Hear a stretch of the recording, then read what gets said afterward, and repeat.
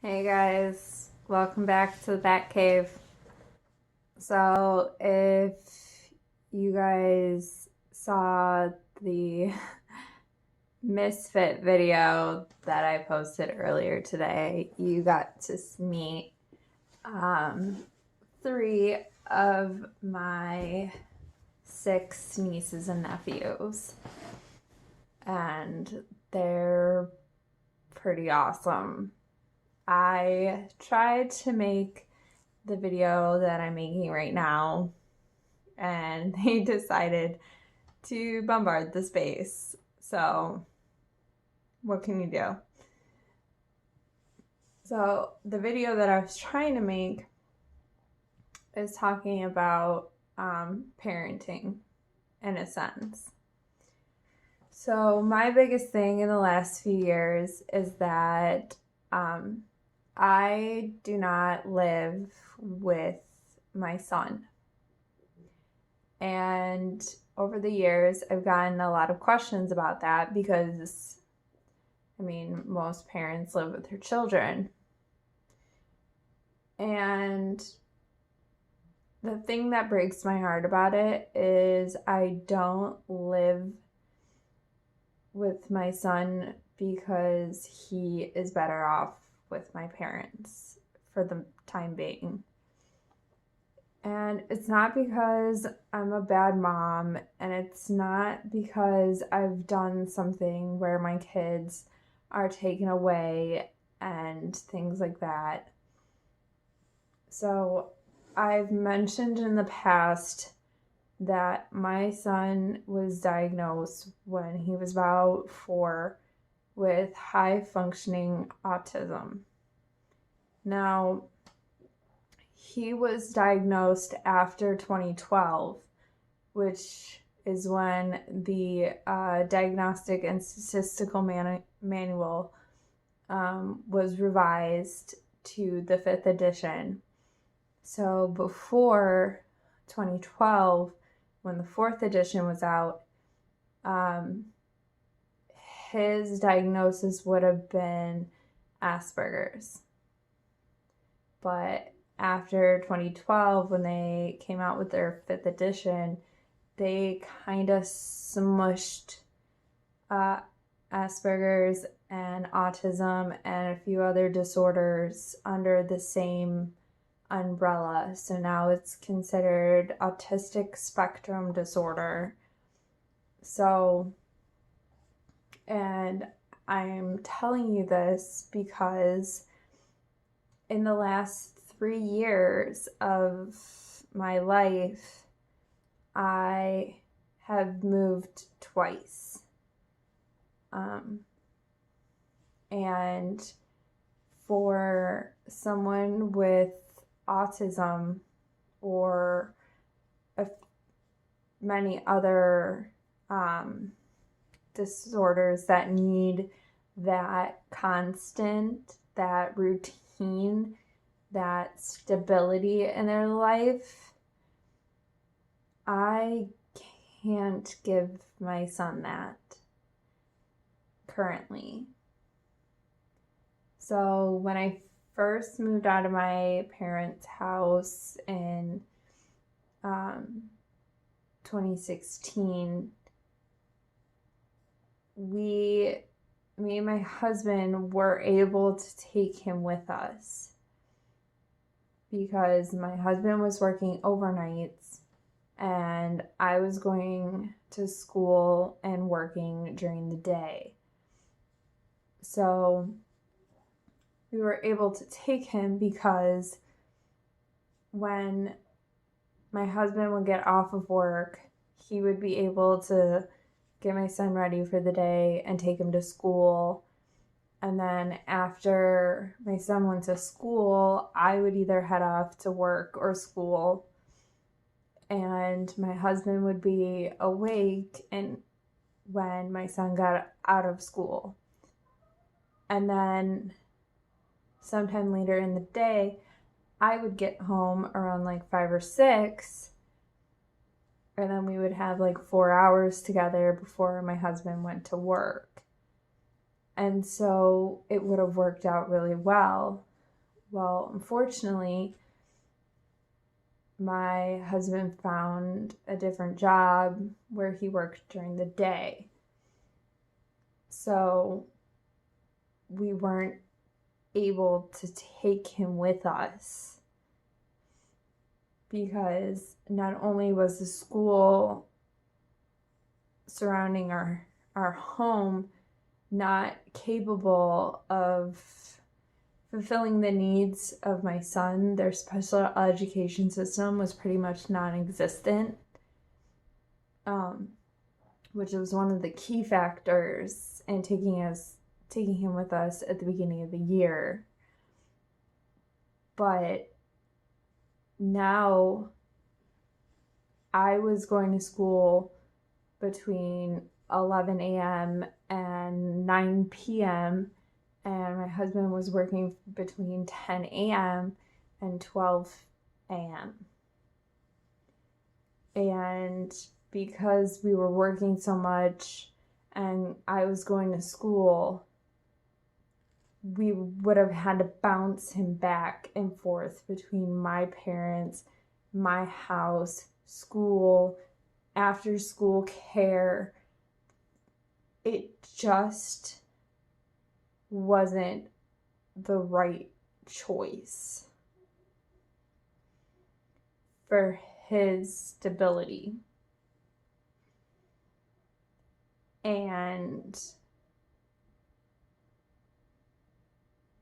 it was awful for me personally because this was the first time in my son's life since I brought him home from the hospital that I spent more than a couple days away from him at a time. Now, I will say in our second year of living at our second and final year of living at our old place,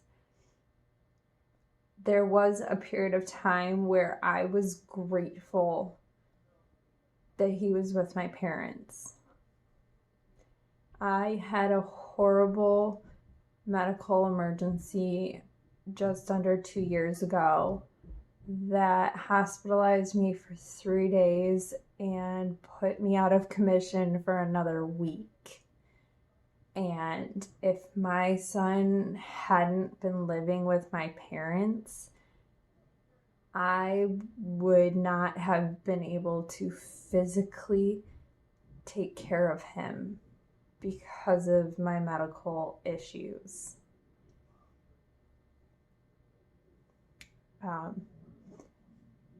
In the last year, me and my husband have moved into a place that is even closer to my parents' house than our previous home. We cut the distance from 10 minutes to drive to a 5-minute drive. And it has really, really made it easier for me to be there.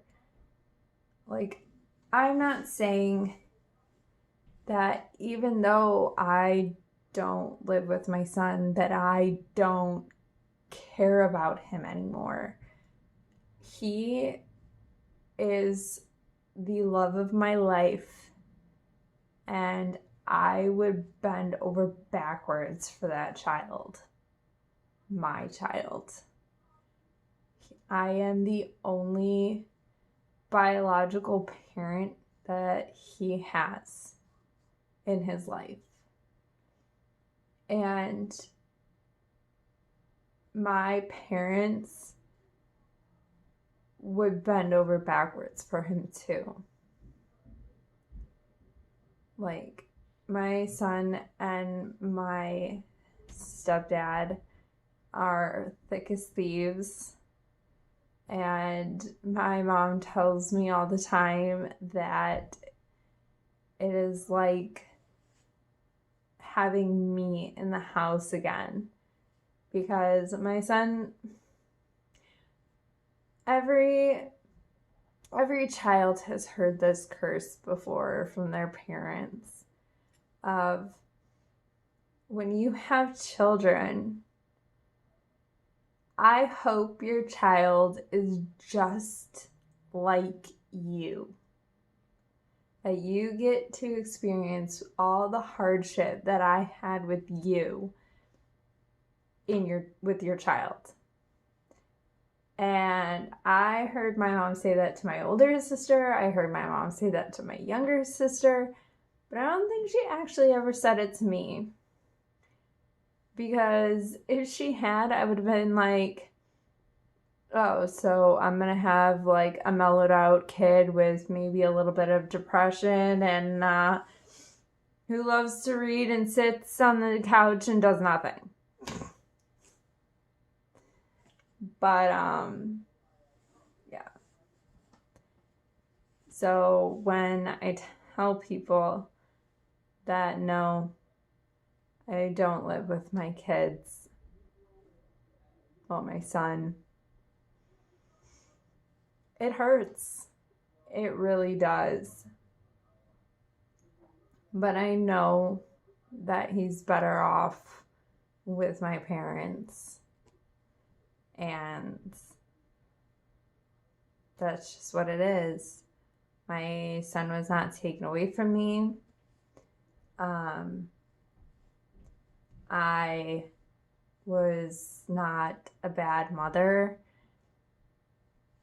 I mean, sometimes when children go to live with their grandparents, it's because either their parents lost custody of them, they were abusing drugs and alcohol, they were just neglectful or abusive or things of that nature.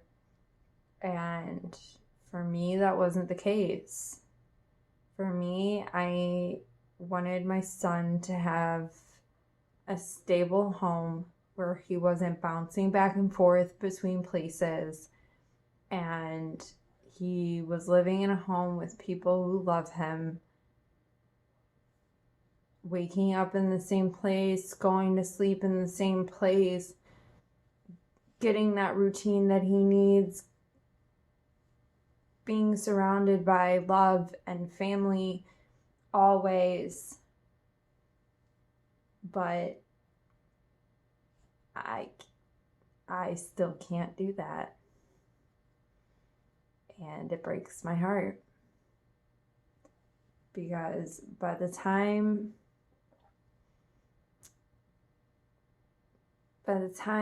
he would be getting off the bus, I would be at work. And a lot of people are like, well, yeah, I work until 4 or 5 or 6 or 7, and they have after school care and things like that. And I get that. And I understand that. And that is a perfectly logical thing. But I don't work a 9 to 5. And I go to school too. So there are days where I work from 11 to 3, and then I go to school from 4 to 7, and then I come home and I do homework and all this other stuff. And then at the same time, my husband is working from 10 in the morning until 12 at night. And it's like, that's a lot of time.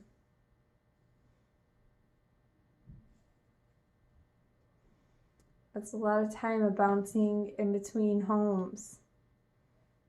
And even on the weekends would be the worst. Because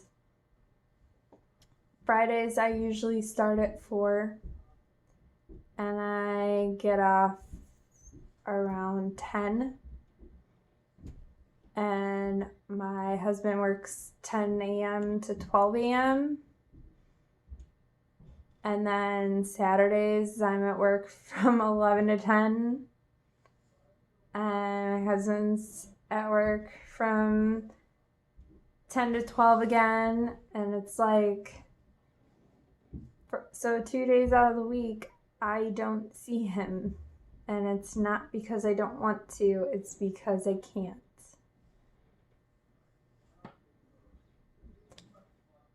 So before I leave you tonight, I want to say one thing, and that's, as parents, we do the very best that we can, and we make the very best decisions that we can to better the lives of our children and to take care of them the best way we can.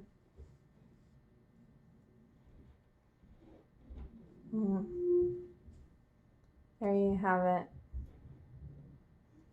So let me know in the comments below. I'm sure, especially as moms, we are criticized for everything that we do, whether we breastfeed or bottle feed, if we stay at home or go back to work. We're mom shamed, as they call it. But like this video, and if you'd like, subscribe to this channel, because more is always coming.